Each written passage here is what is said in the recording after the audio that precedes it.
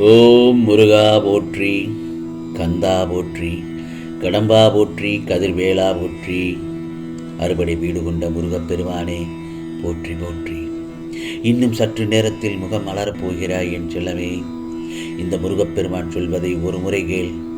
உன் முக்கிய விருப்பங்கள் எல்லாம் நிச்சயமாக நிறைவேறும்.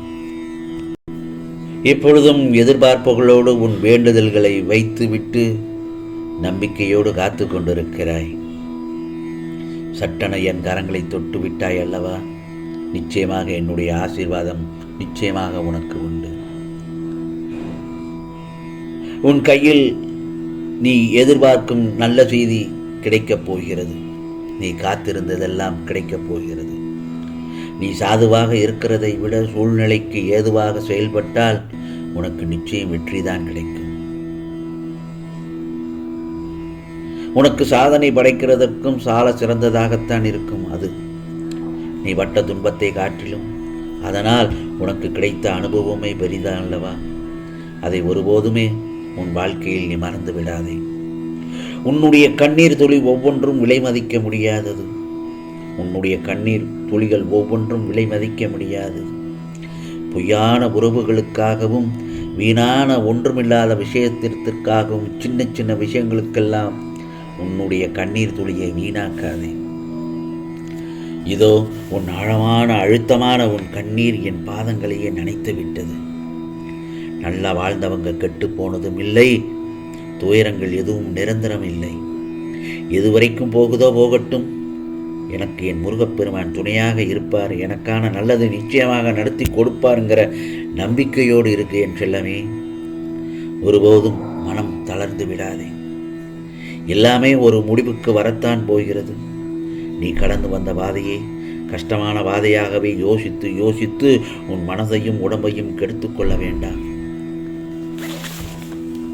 உன் கைகள் ஓங்கி இருந்த சமயத்தில் உன்னை நல்லா பயன்படுத்தி கொண்டு ஓங்கிய உன் கைகள் சற்று கீழே இறங்கியதும் உன்னை உதாசீனப்படுத்தி ஒதுக்கி தள்ளியவர்களை பற்றி நீ ஏன் யோசிக்கவே வேண்டாம். ஏனென்றால் இது காலத்தின் கட்டாயம். எல்லோர் மீதும் அன்பாக இருப்பதே சில சமயங்கள் சோதனையாக வந்து விடுகிறதல்லவா? யாராவது ஒருவர் கொஞ்சம் அன்பாக பேசினாலே அவர்களுக்கு எல்லாவற்றையும் கொடுக்க நினைக்கிற உன் மனதுதான் அது பின்னாளில் உன்னை கஷ்டப்படுத்துங்கிறதை இப்போ நீ புரிந்து கொண்டாய் அல்லவா? இனி எதை நினைத்தும் கவலைப்படாதே. தைரியமாக இரு. எல்லாவற்றையும் இழந்தாலும் சரி, மீண்டும் அதை உனக்கு மீட்டு தர்றதற்கு இந்த முருகப்பெருமான் நான் இருக்கேன் என்பதை உன் மனதால் நினைத்து கொண்டே இரு. உன்னுடைய தூய அன்பு மட்டுமே எனக்கு போதும். உன் பிரார்த்தனைகளை கேட்ட நான் அதற்கான நேரம் காலத்தை இப்பொழுது உன்னை நோக்கி அனுப்பி வைக்கப் போகிறேன்.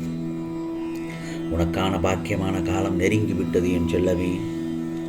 எப்படி இரவுக்கு பின்னால் பகல் வருகிறதோ, குளிருக்கு பின்னால் எப்படி வெயில் வருகிறதோ, அதே போலத்தான் உன் துன்பத்திற்கு பின்னால் இன்பமான காலமும் வரப்போவது உறுதி உறுதி உறுதி.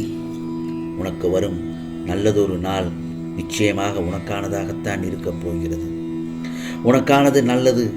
ஆம் செல்லமே, என்னுடைய ஆசீர்வாதத்தோடு கூடிய சீக்கிரம் எல்லாம் நல்லதாகத்தான் நடக்கும். இது முருகப்பெருமானின் அருள் வாக்கு என் செல்லமே. எவ்வளவு நாள் தான் நீயும் வாழ்க்கையில் போராடி கொண்டிருப்பாய்? உன் கண்ணீருக்கு நான் பதில் சொல்லித்தானே ஆக வேண்டும். காலங்கள் கடந்து சென்றாலும் உன் கஷ்டங்கள் தீராமலே இருக்கிறது தானே. என் செல்லப்பிள்ளை, நீ வேதனைப்படுவதை பார்த்து என்னால் பொறுக்க முடியவில்லை. நம்பிக்கை, பொறுமை என இரு நாணயங்களை சேகரித்து வைக்க வேண்டும் என அடிக்கடி நான் சொல்கிறேன். நீயோ அவசரப்படுகிறாய்.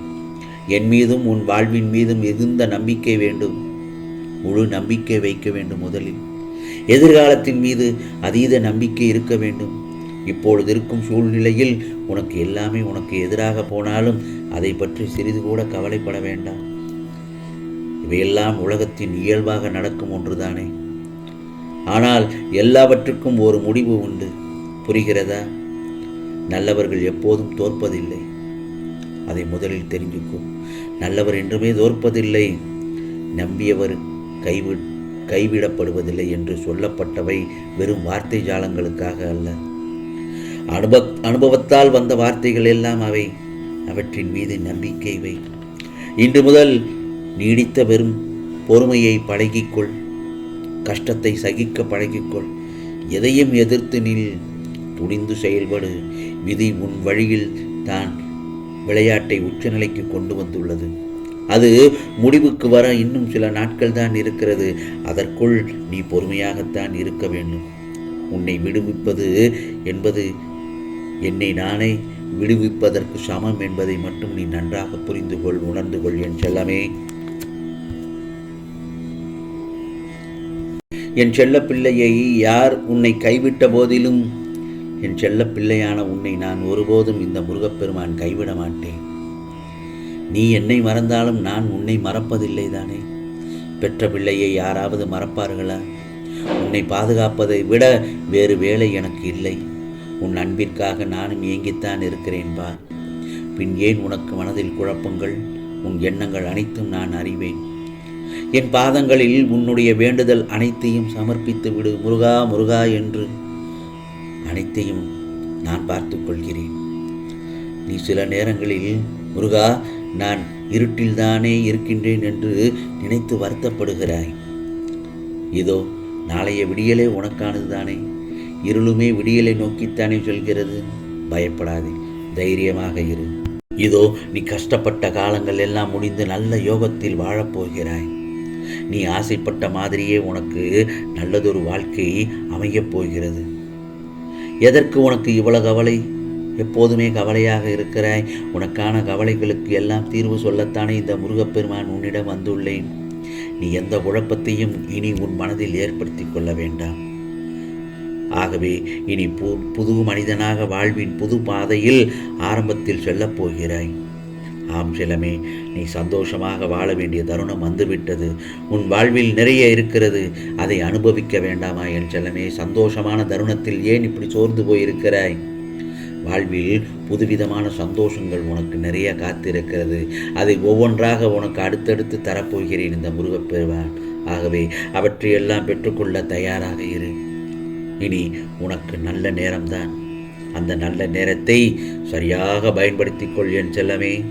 இனி நடப்பவை அனைத்தும் உனக்கானது நல்லதாகத்தான் நடக்கும்.